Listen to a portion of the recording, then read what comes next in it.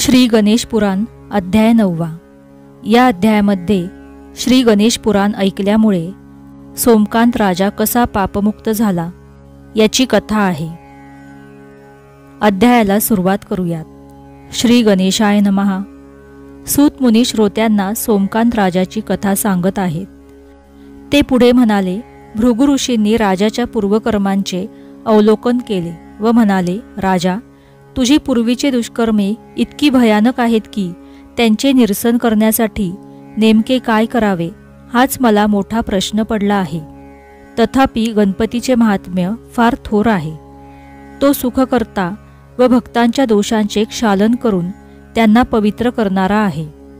म्हणून माझे तुला असे सांगणे आहे की तू गणेश पुराण श्रवण कर, त्यायोगे तू निष्पाप होशील. भृगु ऋषींना आपल्या उद्धाराची किती काळजी आहे हे जाणून सोमकांत राजाचे अंतकरण भरून आले. तो म्हणाला, महाराज, आपण फार थोर आहात. तुम्ही माझे कल्याणच करणार याबद्दल माझ्या मनात जराही शंका नाही. मी तुम्हाला शरण आहे. तुम्ही मला पावन करून घ्या. सोमकांताचा मनोभाव जाणून भृगु ऋषींना दया आली. त्यांनी श्री गणेशाच्या अष्टोत्तरशत नामांनी अभिमंत्रित केलेले शुद्धोदक त्याच्या रोगजर्जर देहावर शिंपडले. त्या जलाच्या पुण्यप्रभावाने राजाच्या नाकातून सूक्ष्म रूपाने एक कृष्णवर्ण पुरुष बाहेर आला. बघता बघता त्याने महाकाय रूप धारण केले. त्याचे डोळे लालबुंद होते. जीभ बाहेर लोंबकळत होती. त्याच्या विक्राळ मुखातून कधी अग्निज्वाला तर कधी रक्त, पू असे अत्यंत किळसवाणी पदार्थ बाहेर पडत होते. आपल्या दाढा कराकरा चावत तो भृगूंकडे पाहू लागला. त्याचे काळे कभिन्न भयावह स्वरूप पाहून आश्रमवासी जन प्राणभयाने व्याकुळ झाले. आश्रम परिसरातील पशुपक्षी सैरावैरा धावत सुटले. गोठ्यातील गुराढोरांनी हंबरडे फोडले. भृगू मात्र निश्चल व शांत होते. त्यांनी त्याला विचारले, तू कोण आहेस? तेव्हा तो विकट हास्य करून म्हणाला, मी पापपुरुष आहे. सर्व प्राण्यांच्या देहात सूक्ष्म रूपाने राहतो. तुझ्या अभिमंत्रित जलामुळे मला या राजाच्या देहातून नाईलाजाने बाहेर यावे लागले. मी भुकेने व्याकुळ झालो आहे. मला काहीतरी खायला दे, अन्यथा या राजासह तुझ्या आश्रमातील सर्वांचाच मी फडशा पाडीन. तू मला बेघर केले आहेस, म्हणून माझ्या निवासाचीही व्यवस्था तू कर. त्याच्या दरडावण्याला भृगूंनी जराही दाद दिली नाही. ते म्हणाले, हे पापपुरुषा, मला घाबरवण्याचा जराही प्रयत्न करू नकोस. मी रागावलो तर तुझा सर्वनाशच करीन. यापुढे तू समोरच्या आम्रवृक्षाच्या ढोलीत राहा आणि वाळलेली पाने भक्षून गुजरान कर.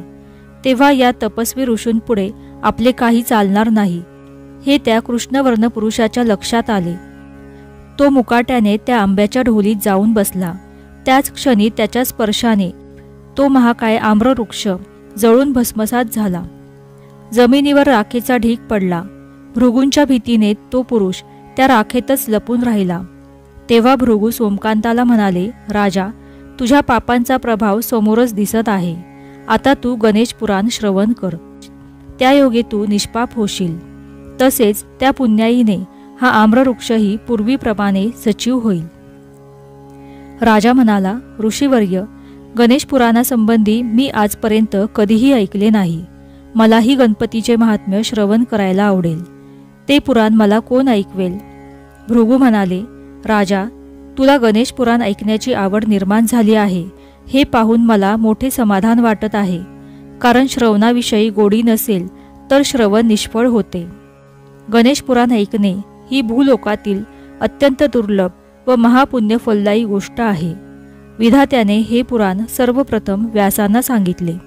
त्यांनी ते मला कथन केले. ते मी आता तुला सांगणार आहे.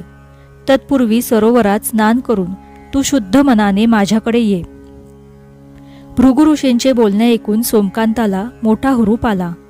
त्याच्या अंगात उत्साह संचरला. राणी व प्रधानांच्या मदतीने तो सरोवरापाशी गेला. तेथे स्नान केले. पळीभर पाणी उजव्या हातावर घेतले. देशकालोच्चारण करून त्याने आजपासून मी श्रद्धा व भक्तिपूर्वक गणेश पुराण श्रवण करणार आहे असा संकल्प केला. तर काय आश्चर्य!